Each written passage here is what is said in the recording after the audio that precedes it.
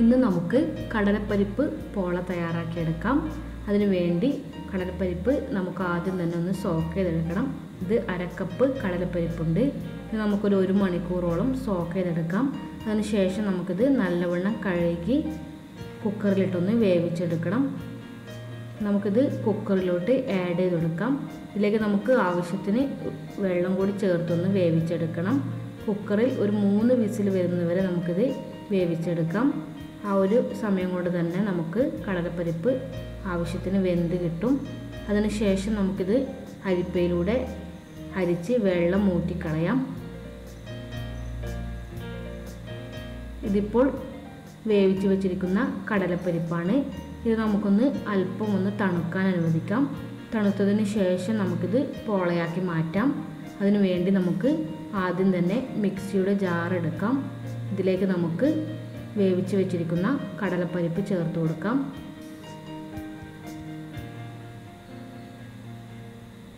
ഇനി നമുക്കിതിലേക്ക് 5 മുട്ട ഉടച്ചൊഴിക്കാം.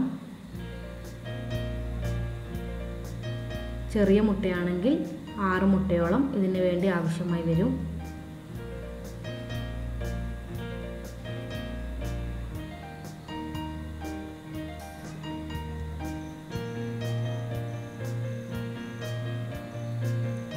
ഇനി നമുക്കിതിലേക്ക് പഞ്ചസാര ചേർത്ത് കൊടുക്കാം. ഞാനിവിടെ ഏകദേശം 5 ടേബിൾ സ്പൂണോളം പഞ്ചസാര ചേർക്കുന്നുണ്ട്.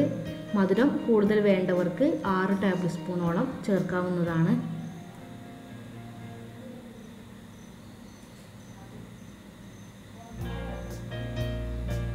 ഇനി നമുക്കിതിലേക്ക് പാൽപ്പൊടിയാണ് ചേർത്ത് കൊടുക്കേണ്ടത്.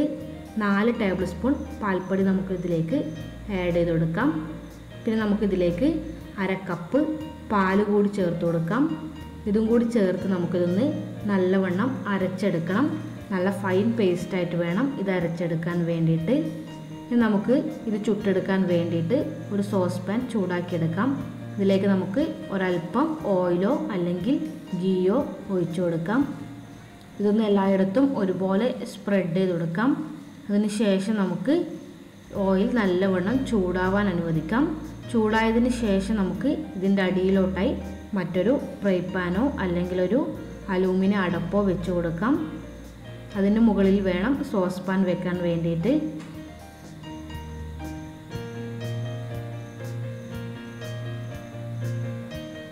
ഇനി നമുക്കിതിലേക്ക് തയ്യാറാക്കി വെച്ചിരിക്കുന്ന ബാറ്റർ ഒഴിച്ചു കൊടുക്കാം.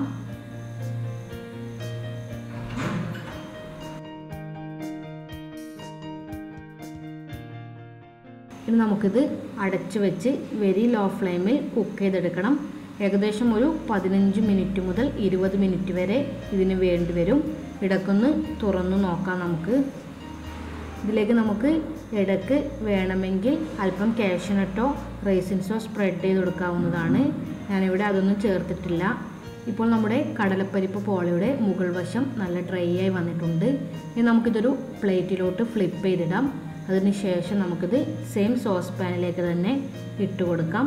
അല്ലെങ്കിൽ മറ്റൊരു ഫ്രൈ പാനിലേക്ക് ഇട്ട് കൊടുത്താലും മതി. നിങ്ങൾക്ക് ഏതാ സൗകര്യം അതിനനുസരിച്ച് ചെയ്യാവുന്നതാണ്. ഞാൻ ഇപ്പോൾ സെയിം സോസ് പാനിൽ തന്നെ ഇട്ട് ഏകദേശം ഒരു 5 മിനിറ്റോളം മറുവശവും കുക്ക് ചെയ്തെടുക്കുന്നുണ്ട്. ഇപ്പോൾ നമ്മുടെ കടലപ്പരിപ്പ് പോള തയ്യാറായിട്ടുണ്ട്. നമുക്കിതൊരു സെർവിങ് പ്ലേറ്റിലോട്ട് മാറ്റാം. ചൂടാറിയതിന് ശേഷം നമുക്കിത് കട്ട് ചെയ്ത് ചായയുടെ കൂടെ സെർവ് ചെയ്യാം. Thank you.